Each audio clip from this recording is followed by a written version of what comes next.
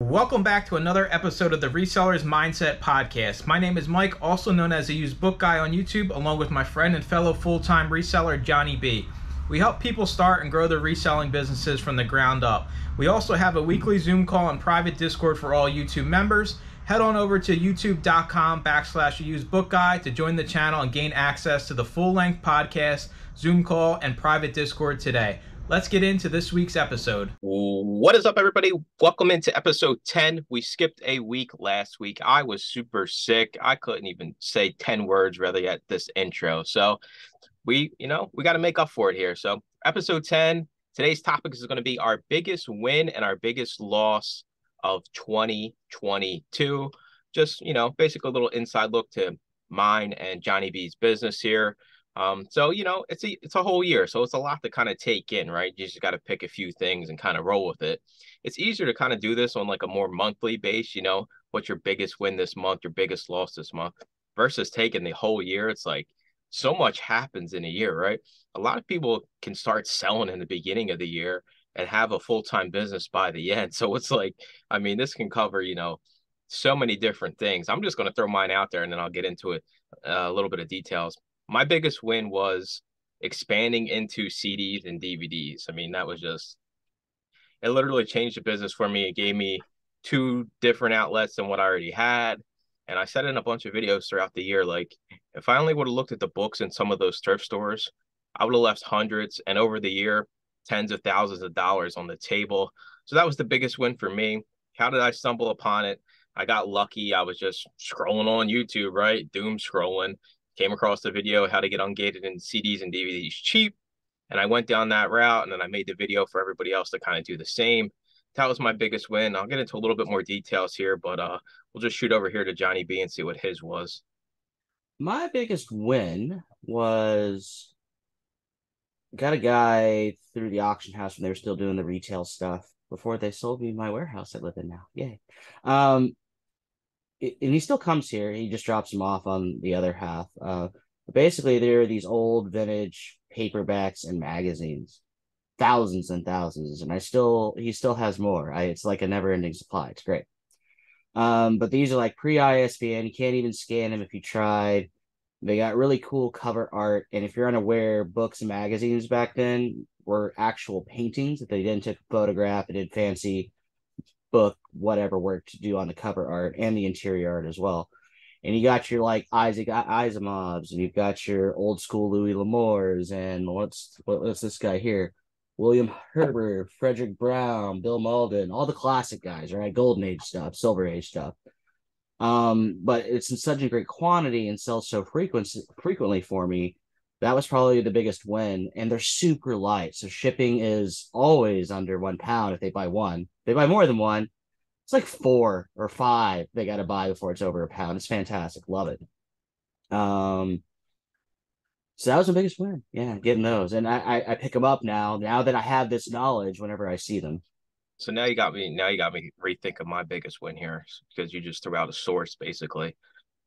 So my argument would be for myself would it be CDs and DVDs, or would it be my library book source that I get free books from every month? But I think I'm going to stick with the CDs and DVDs, even though the library book source is by far, worth its weight in gold. You can't get something like that that's consistent. It changes everything.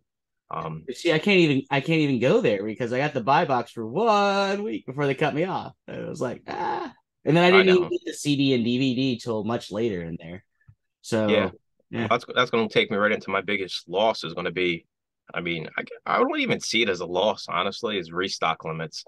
Mm. Um, the beginning of the year was weird for me, right? I was still kind of on the fence of whether or not I wanted to take my business seriously. Like if I'm looking at January, February this year, I was still like kind of wishy-washy on it. And then like, I don't know, like after February, like I think I started seeing more results. So I just ramped everything up. So like it's kind of hard for me to be like, this or that. But I think starting to take it seriously. The restock limits, yeah, it sucks, but I really didn't see that much of a downtick in sales because I had thousands in there, right? So it's almost like, yeah, I could have made, probably an extra 20K, but what are you going to do, right? I still made, at least 10. So it is what it is. But I really, I try to avoid like many setbacks. I try to keep things simple so I don't run into like any huge disasters, right? I'm not investing, tons of money into one SKU or something like that. So the risk with media is like kind of minimal, right? So like it's kind of hard to choose like one big loss. I mean, what can you? There's really nothing you can do. Maybe I should hire somebody part time, but that's just hypothetical. It's not something that I actually did and kind of affected me directly. But restock limits, they always suck. But next year, we already have a plan going forward. We're going to front load everything. And then basically Q4, you can just merch and fulfill if you want, kind of just kick back and relax. No, no doubt. And I guess I'll segue into mine. I'm glad you say you can't really take a big loss in media because my loss was not in media. It was back when I was an everything seller. So I'm going to cheat. So this purchase was 2021, but I didn't resolve it to 2022. So if Mike allows me, I will go into this if it falls into the criteria. So yeah, it was back when I was an everything seller. I bought the interior of a house, essentially. It was an estate sale. And I was like, take it all, people. And they're like, sure. And we worked out a price, whatever. Books were in there. They were. But I wanted to see what I liked. And it took me about a week to haul everything out of there. It was not a big house, but that lady had a lot of things, including really, really creepy dolls. But I digress. So many months went by. I was just listing whatever, grab a pile, listing it, whatever. Then I decided it's down to books. So the remainder of the stuff I just shoved in some storage lockets. I'll deal with it later. I said. Many months more go by. I still haven't dealt with it. And I'm like, paying for these units, there's money in there, but I'm a bookseller. I'm never going to touch this. And then I came to the resolution just to liquidate it all. I think I had two 10 by 11 units of this crap, literal crap, like tchotchke stuff. Church shoes, clothes, knickknacks, glassware, kitchenware, bathroomware. It was nonsense. There was money in it. It wasn't worth my time at that point. And I think I sold it to some hillbilly lady in a truck. She was, I live in the country, but she was super country. And she didn't have all the money I asked for. So I think I ended up like 150. I'll just take it. I want to get rid of these units because I'm paying more than that a month just to store the stuff that I'm not selling. It's just cost me money every month. And and the worst part was in my ad I said you have to move it yourself because I didn't want to waste my day. This lady, I'm short if you were unaware. I'm 5'4". This lady was 4'9" or something. And so she didn't bring anybody with her. And me being a somewhat decent human being, I'm like, fine, I'll let you have my day and I'll help you move all this junk out. And there was some heavy furniture in there too. So I spent my whole day, this tiny woman, very country woman, hauling my crap onto her truck, and she drove away, and I just went, it's gone, finally. Dude, you're only 5'4"? Yeah, I'm short. I'm like a giant compared to you at 5'8" over here. That's when you say you're short. I've always wondered how tall you really are. I'm only 5'8". Deb's 6 foot solid. So like she towers over me and I tower over you. We would look like some kind of circus group walking down the street, us three. Like an evolution chart. That's listen, at least you get good karma, right? You helped out the old lady, so it came back to you sometime throughout this year. It came back to you. So let's hit on a few smaller ones, right? So small win for me would be the library. Bulk buys overall. Bulk buys. I made so much money off bulk buys. I don't care what nobody says about it. You have to be able to at least have a few hooks in the water to get some bulk inventory your way. I'm not talking truckloads. I'm talking about me going over to Johnny B's house. He wants all of his books gone, his CDs, DVDs. I pay him by the pound or by the piece, and you take everything. You provide a service. I've probably bulk buys alone this year. I probably cleared over, I would say easily over $15,000 in profit from bulk buys. Nice. One of mine was go ahead, sorry. No, go ahead. One of mine was a Eastern Press pickup. It was about 80 something books. He wanted a really high number for him, but I worked him down to $22. I don't spend $22 per book usually. So this was a upscale kind of buy. And I think I sold only about 30 of them before I was profitable. Because I spent about $1,800 for the collection. And I'm still making money on it. So now I can take lower offers than what I have them up for, because once I clear my money, it's just pure profit from there, right? But no, there's some really good stuff. Some were signed, and he was a book guy. He was a bookstore owner, so they were never read. They just sat on his shelf. These are just the remainder when he closed up shop. He just took his shop back home with him, which I found amusing and benefited me. Um, Another smaller one would have to be getting into library sales and doing the "I'll take it all" number. That pays for itself time and time again, every time. I don't even scan them anymore. I just wait till the end of the sale and I get a phone call and pick it up. It's great. Yeah, I mean that, you're in a unique spot where, you're the book guy. You really don't, there's no used book guy 2.0 out there scanning your library sale. So Which is hilarious because in our group, there's tons of people in Texas there for is. booksellers, just not near me. Texas and Jersey are like the two hot spots for the group. Like that's where there's like at least 5 people from each of those states, and the rest of us are just lone wanderers out here in our own states. I just keep waiting for like Joanne to show up, like, "Get out, Johnny B, it's mine." I know, right? You show up one day and she's just sitting there. She's already got it all. I'm like, "Oh, Joanne."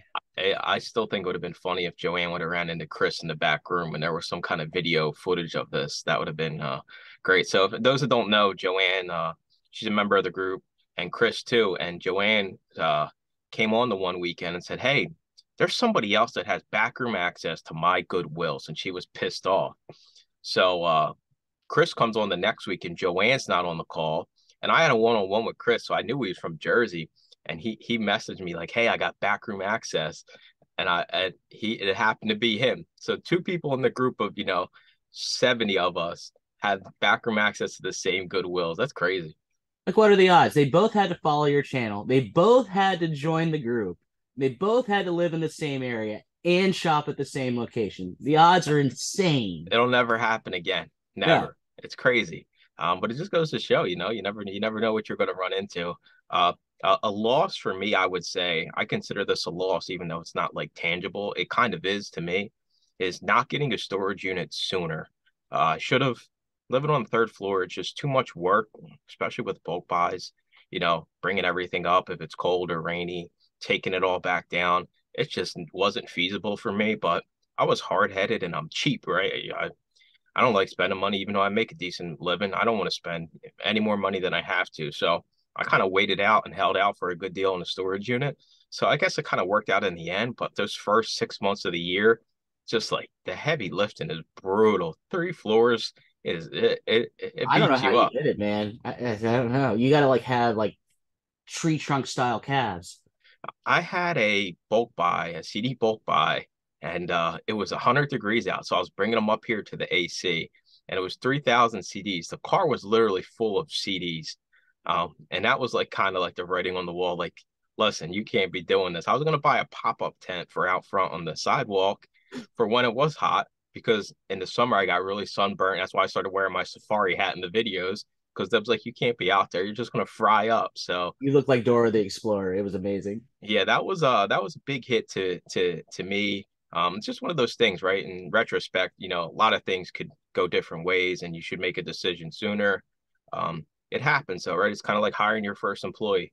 Everybody that does it probably should have did it a long time ago, but it's one of those things where you're just like, you're on the fence. You don't want to spend the money, so it's like, hey, I'll just keep torturing myself, I guess.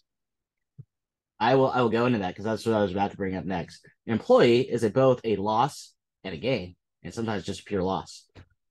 Because when you hire someone, it takes way longer to train them, depending on what you're hiring them for. So up front, you're losing money every day until they learn whatever it is they learn. If you're lucky, it's just like one simple task. Hey, you put things in box at the end. But for me, it's more complicated than that because I'm trying to, at least for my first one here, train her to be rounded in all things, just like I am. And that takes an extensive amount of time because there's a lot to what we do, in all honesty. That being said, the things I have taught her, she's learned and can do independently. So that initial training loss money investment is now turning into an investment of a gain. So she can go off and do things and make me money, and I can be here and do it. Because that's the thing with the training. It takes time away for you to train them and not be involved making money in your own business, even though that time investment pays for itself down the road. So that's been my experience with it, at least. I think this is kind of like cheesy for me to say, but I'm going to say it because it's the truth. Uh, like comes with taking everything more seriously, like just taking YouTube more seriously, starting the membership. I don't even know why I started it. I was just like, you know what? I'm going to try this and see how it goes, right? It was one of those things. I was basically doing the Zooms for free. Every weekend I had a bunch of one-on-ones lined up for people, and those were awesome. If I ever had like free time and I'm a millionaire, I have no problem sitting down with people and just, seeing where they're at, where they want to start their business. And a lot of people, a lot of people followed through, a lot of people didn't.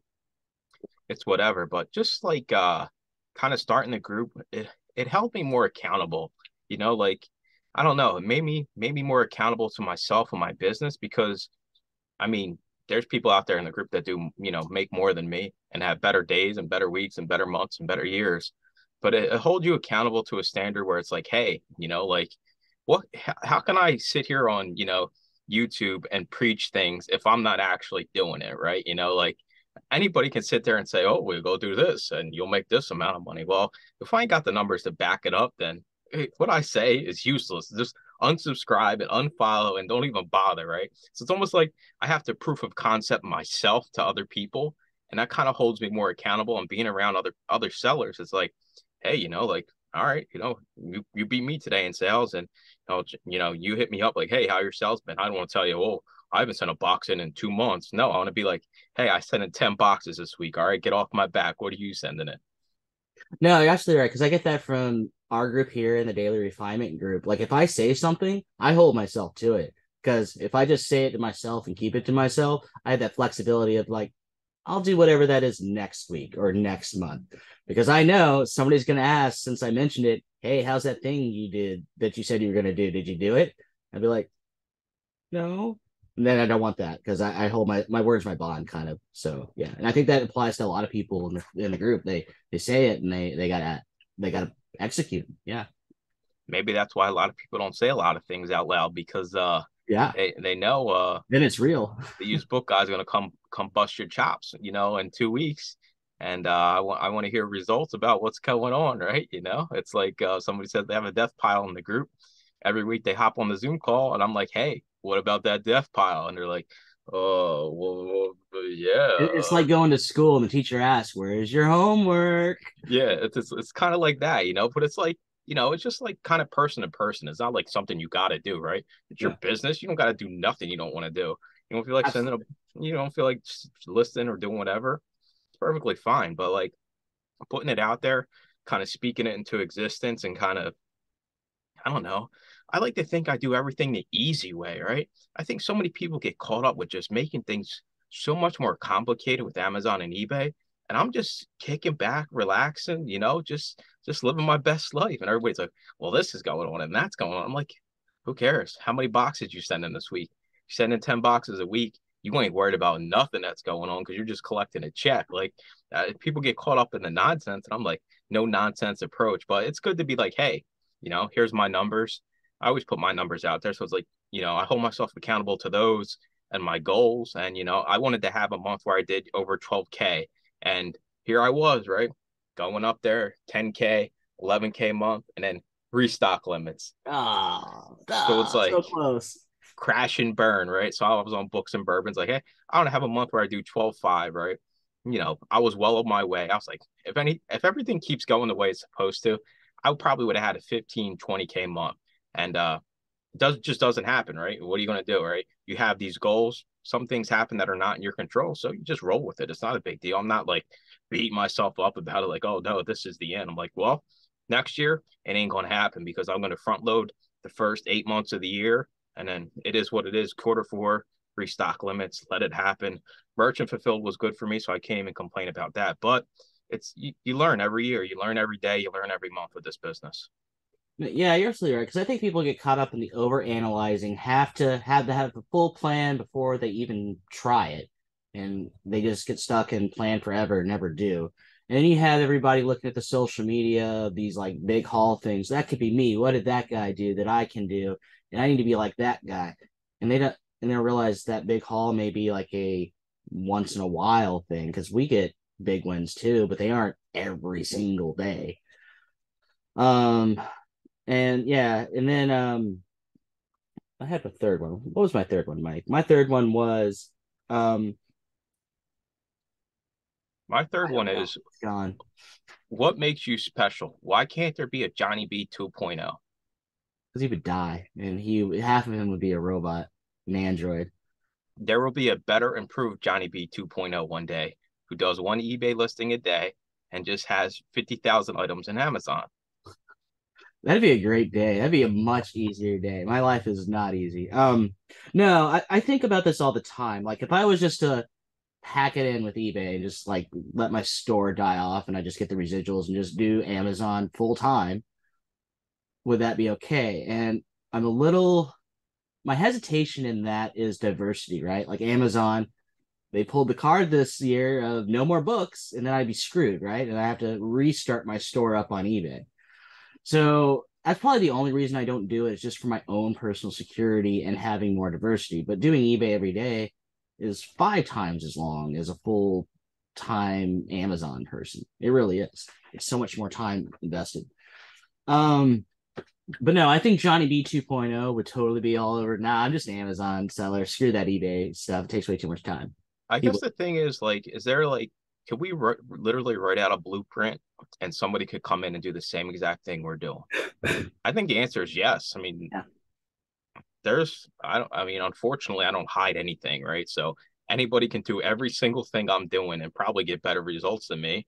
And it's just one of those things like, why don't people do it? It's just, like, I think a lot of people's like biggest downfall of the year is going to be not doing more in the business. So like that's kind of where I'm headed. Like a lot of people are probably thinking to themselves, well, maybe I should have put out a flyer or a Craigslist ad, or maybe I should have got out and went thrifting a little bit more. I think a lot of people's because a lot of people kind of do this part time or kind of feel it out to see if it's something that even makes sense. So I think a lot of people's, biggest hurdle this year or setback is going to be not kind of putting more into the business, like just time wise and effort wise.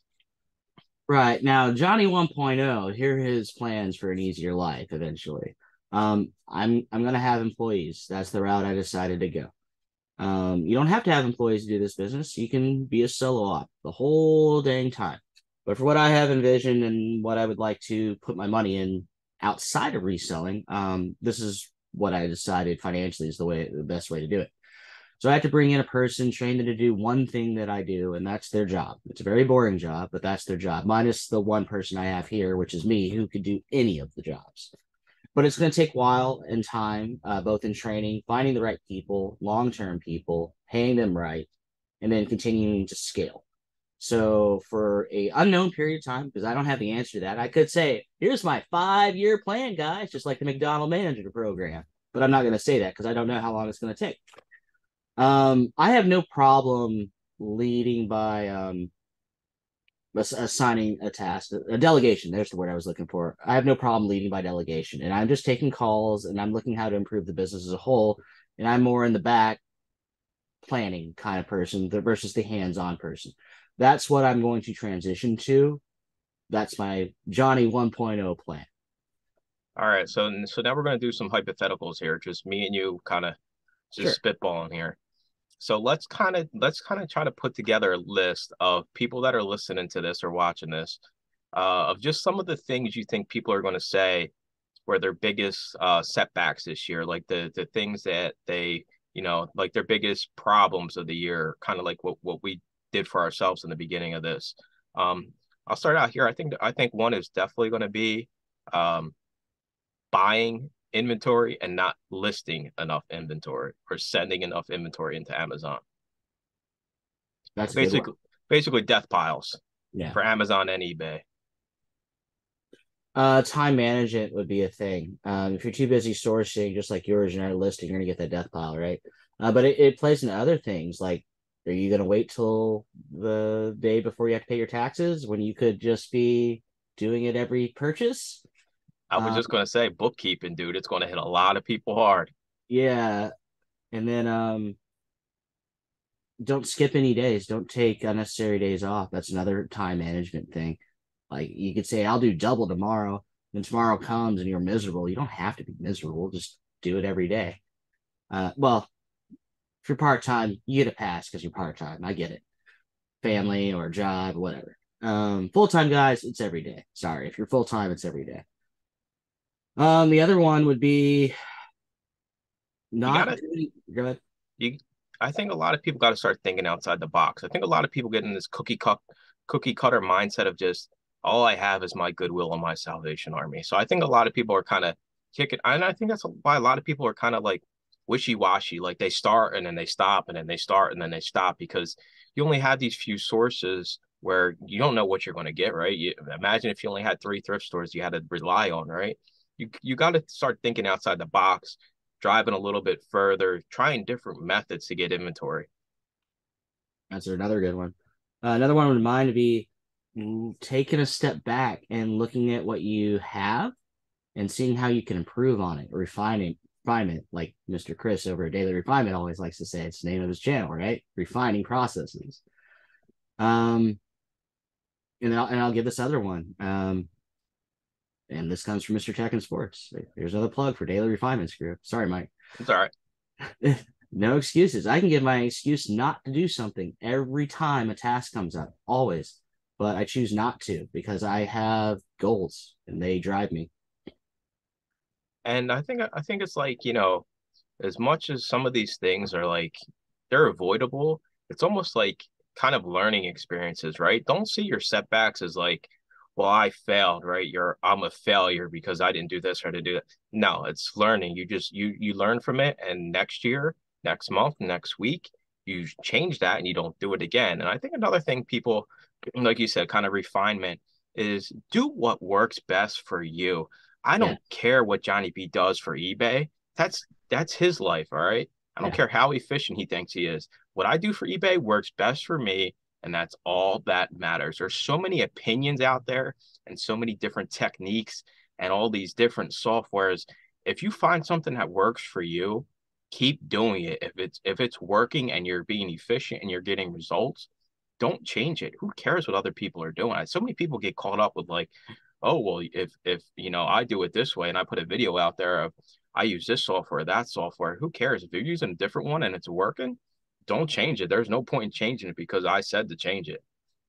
I tell our group all the time, especially the guys that private message me about eBay stuff because they want to know how I do it. I'm like, no, you don't. You do not want to know how I do it because we probably don't even have the same kind of stock or inventory. I know how mine works because of the type of inventory I have. I have no idea what you got sitting in your garage. Also, I most of the people that message me are part-time people, and it's hard for me to explain to them because I have no idea how to do it from a part-time level because I've never done it part-time. It's always been here's the full-time methodology. So my methodology is not going to transfer over to you because you're not a full-time person. You're not. And that's not an offensive thing. That's just facts. And what Mike said is true. Find what works for your business, yours. Don't copy paste does not apply from business owner to business owner. Unless you are literally all selling Apple iPhones, then yeah, sure, everything applies. But yeah, you got to think for yourself and how to do your business. You can ask, I'm not saying don't ask people questions. How does this work? Yeah, do that. But if it doesn't work, move on. Don't take it as gospel Yeah, or set in stone. Find what works for you. I'll give the perfect example of myself. I didn't have a listing software until, May of this year. And, even to this day, people are like, oh, you didn't have listing software? How'd you survive? Well, it worked for me, right? I listed through my phone. I printed out my labels on my old printer and I labeled it and I sent it out. It worked for me. I had no issues with it. And it was perfectly fine until I decided, hey, you know what? Let me try something different. But that was after, 2.5 years of me doing it that way. It wasn't something where I was like, well, this month I'm going to do it this way and this month that way. And it was a decision where I was like, all right, I'm getting to the point where maybe I can save myself some time. So I think that covers like what people are like kind of going to beat themselves up about. Let's talk about some of the things you think people are going to say that they actually, like wins. I'm going to start out with the most obvious is that they started, selling on Amazon or eBay. That's going to be, I know that's kind of like stupid, like, oh, well, he started. That's really not No, something. it's Well, not stupid. It's it's the not. biggest thing, right? Because if you wouldn't have started, then it wouldn't exist. So it's like starting is like kind of the biggest hurdle you got to take. That was my alarm for when we normally do the podcast. I think another thing that comes with that is like just like seeing results. Like people once you start sending stuff in and you're listing stuff on eBay and things start selling, like that's your proof of concept. And that's like, wait a minute, I can actually do this. I can sell these old crappy books and CDs and that nobody wants, and I can, make 10x my money basically on every single one of them. Right. And to that point, I'm going to speak personal experience. When I have a slow sell day, it sucks and I feel bad. But when I have a good sell day, I feel great. And in the everydays in between, I still feel pretty good. I think people get depressed. We'll go the depressed word until they have a big sales day. They need that huge sales day to feel good about themselves. But the little sales are okay too. You're selling one thing a day. Well, hey, some guy sold 0 today, so feel good about that. And even if you're the person that sold 0, you're going to get a sale. I promise you. Just keep on grinding. Don't give up. You started for a reason. It's going to take time. All of this, I think everybody thinks it's going to happen overnight. It's not. It is not. It's going to take months. And you're not going to be where you envisioned in your head. Maybe you're a little behind, maybe you're a little ahead, or maybe where you're at, where you plan. But it doesn't matter where you're at. Just keep on trucking along and you're going to get to where you want to be. Well, I'm going to say it. Be patient. Yeah, I think that those are good takeaways for like wins, right? Getting started and, just giving it time. I think those are the two biggest things that people have to realize and kind of accept that it's gonna be a while until you start seeing, full-time results, and expect to get out what you put in. What the effort you're putting in is the money you're going to get out on the back end. That's kind of how I look at it. So that kind of covers both of those. Thanks for listening to another episode of the Resellers Mindset Podcast. Today's full episode and all previous episodes are available to all YouTube members, along with the weekly Zoom call and private Discord. Head on over to youtube.com/theusebookguy and consider joining for as little as $2.99 a month.